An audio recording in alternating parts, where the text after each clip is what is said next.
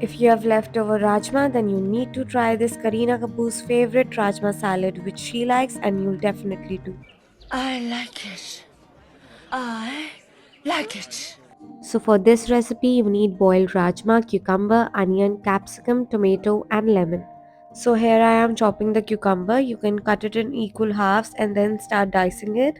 Next time chopping the onions, again you have to chop them as fine as possible because you won't like big chunks of onion in your salad. So in this recipe, she uses green capsicum, but you can use red and yellow bell peppers too if you like. So lastly, I'll be chopping the tomato. Make sure that you discard the pulp because you don't want the salad to get watery. So here I am plucking lemon because you'll be needing freshly squeezed out juice of one lemon in this recipe.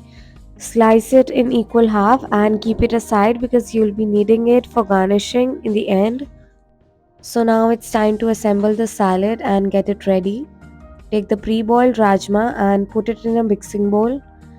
Make sure you're using a large mixing bowl because the tossing of the salad and mixing all the vegetables will be easy. Next, I'm adding all the chopped vegetables which I had kept aside in a single bowl. So you don't have to miss even a single bite of vegetables because Kareena loves her veggies. In fact, I love vegetables. Now it's time to season the salad and you don't need any fancy ingredients for it. First, I'm adding freshly ground pepper, like a generous pinch of it. Next, you have to add salt and sprinkle it according to your taste. So personally, I'm keeping the amount of salt a bit low because next I'll be adding chaat masala, which is salty too, and you don't want any overpowering flavors in your salad because it's all about simplicity and a perfect balance of flavors. Now you have to toss and mix everything well so that you don't get any unseasoned bite. And once it's done, now you have to squeeze the lemon which you kept aside. This will add an extra zing of flavor which will just take the salad to a next level. And then once again you have to toss and mix everything.